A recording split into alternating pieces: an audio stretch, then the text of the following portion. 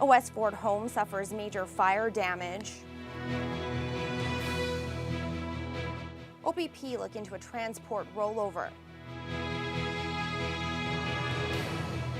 And the Gustavo Argueta inquest wraps up.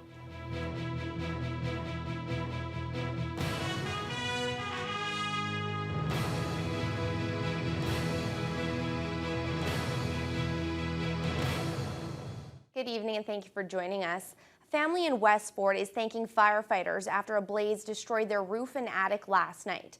The family says if it wasn't for Thunder Bay Fire and Rescue's quick response, their whole house would have been destroyed. Fire crews were called to the 900 block of Home Avenue just after 7:30 in the evening. Smoke could be seen billowing out of the home while firefighters worked to extinguish a blaze that began in the attic. In total, more than 20 firefighters and 6 different pumpers were battling smoke for several hours. An aerial ladder was brought in to help control flames as well. The fire was contained to the attic area in the rear of the home. It caused extensive damage, but one of the main concerns for those battling the blaze was preventing the flames from spreading. The house was extensively damaged, principally by secondary. The fire was in the attic area. In order to put out the fire in the attic, obviously water is used to put out the fire. So there's a bit of water damage to the house. The family was not home at the time the fire broke out, and there were no injuries in the blaze. The cause of the fire is still under investigation. A 2-vehicle crash over the lunch hour resulted in one person being sent to hospital and caused major damage. A pickup truck traveling south on Algoma Street collided with a car traveling eastbound on Clavette Street. The collision occurred in the middle of the intersection, but the force of the impact sent the car over the sidewalk and into a yard. The female driver in the car had been extricated and was taken to hospital with non-life-threatening injuries. Thunder Bay Police Traffic Sergeant Glenn Porter is encouraging the public to bring forward any information surrounding the accident. We are going to ask for the public to call us if they have any information, any witnesses that might have seen it, anything indirect or direct that might help the officers do their job. Police say the investigation into the crash continues.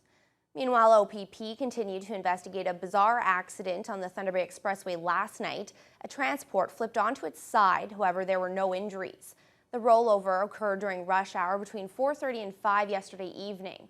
The crash led to a 1-lane closure on the southbound lane of the expressway. Thunder Bay Fire and Rescue and OPP were on scene, and Sergeant David Moskell explains the incident. Transport driver was coming off the harbor extension, turning southbound onto the expressway, and his load shifted, turned him over onto the island here. One of the southbound lanes was closed for some time. The transport was lifted back onto its tires at around 10 o'clock last night and was towed away from the scene. The truck was hauling a load of paper when it tipped over. OPP in Fort Frances say 4 vehicles were damaged after a 65-year-old man in a pickup truck suffered a medical emergency while behind the wheel. It happened at around 2 o'clock yesterday afternoon. The vehicle took out a road sign, clipped another pickup truck, then went through a red light and onto the sidewalk. 3 pedestrians had to jump out of the way. The truck then picked up speed and hit an unoccupied SUV and finally crashed into a parked minivan. A female in the minivan and the driver of the truck were taken to hospital with minor injuries. The coroner's inquest into the 2011 death of 24-year-old Gustavo Argueta has nearly wrapped up. The final 2 witnesses were called today to testify about the accident that saw a Genie S65 lift tip over when Argueta inside the bucket. His brother Walter told the jury that Gustavo was on a partial soccer scholarship at Simon Fraser University and worked construction over the summer for extra money. He says his brother thought the training involved to operate the bucket lift was inadequate and the topics covered at daily safety meetings were irrelevant. He believes Gustavo felt rushed and found himself in a situation where he couldn't move the machine either way. Final submissions were heard before the jury began their deliberations. They're currently working on a series of recommendations to prevent similar deaths from occurring. The case of a Thunder Bay man who was charged with attempted murder has been adjourned until September. 27-year-old Casimir King was also charged with careless use of a firearm in the shooting of 28-year-old Scott McKinnon at a May 18th pit party near Pace Lake. Police originally took 2 men into custody following the incident. 1 man was released later, while King was released on bail. The case was back in court today, and King's next appearance is scheduled for September 3rd. The deadline is approaching quickly for applications for 2 senior positions at the Thunder Bay Regional Health Sciences Centre. The hospital saw its 2 senior vice presidents resign last month in just 1 week span.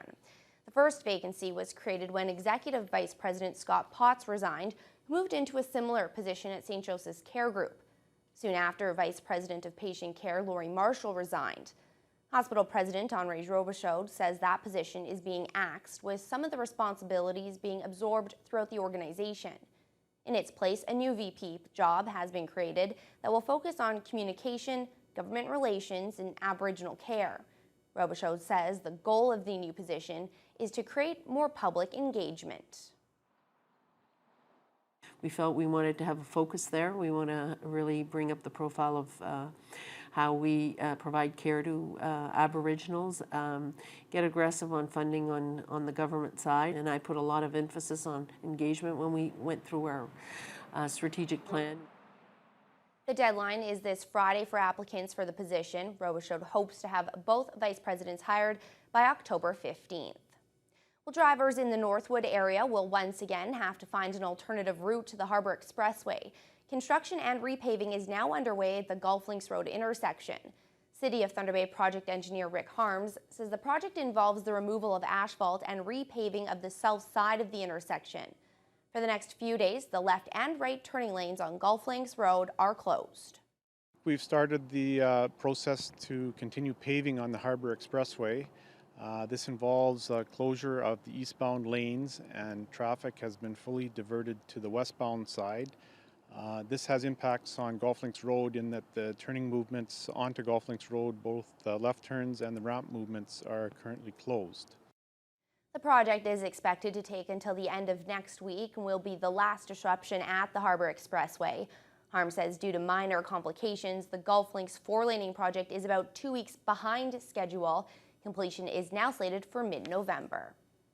The new Director of Human Resources and Corporate Safety at City Hall will be playing an integral role in tackling an upcoming senior staff shortage. Maureen Paniza has stepped into her new role, and she will be looking at how to fill a number of key positions in the next 3 years. Nate Jones reports. Maureen Paniza has been sitting as the Acting Director of HR and Corporate Safety since January. It's a big job being responsible for the diverse employee pool with the City of Thunder Bay. And although comfortable in her new position, she will have her work cut out for her as many senior staff are set to retire on a yearly basis. City Manager Tim Camisso says senior staff are retiring at a rate of 50 to 75 a year. That number is expected to jump to 100 retirees a year in the near future. It's not a secret, and I've made it known to Council that we need to start looking ahead, particularly over the next 3 years, because we are going to be losing a lot of really our senior team to retirement. Paniza and Camisso will be working on a strategic plan to address the upcoming retirements, and after 14 years in the Labour Department, she should be well prepared. Between the Labour Relations Specialist position and stepping into the role of the Director, it's going to be stepping up into more of a strategic management role and less with the hands-on day-to-day dealings with the unions and employees. So that will be a challenge for me, but I'm looking forward to it. With Paniza stepping into a bigger role in the department, there will be a vacancy in Labour Relations. She says this is a good time to look at updating the position's work description. You know, what are the functions you're performing? Do you still need the position in that format? How can we better use that full-time position to meet the needs of the organization? Nate Jones, TBT News. Small plastic particles found in the Great Lakes are a cause of alarm for Eco Superior. This comes as researchers discovered tiny plastic particles are being missed by water treatment facilities around the Great Lakes. For years, we've heard of plastic islands in the ocean, and now the problem is hitting close to home.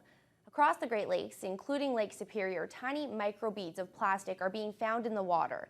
This has signaled alarm for researchers who are now trying to determine what kind of effect this has on the ecosystem and how much plastic humans are ingesting. Much of the plastic is coming from exfoliants and other skincare products that don't get filtered out in the sewage treatment process.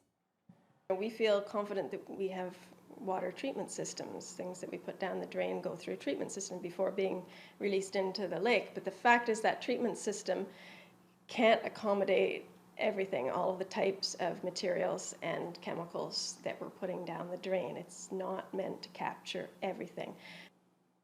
Moorfield says residents should avoid personal care and cleaning products that contain a high level of plastic and chemicals. She says it's important to keep Lake Superior clean as it's our main source of drinking water.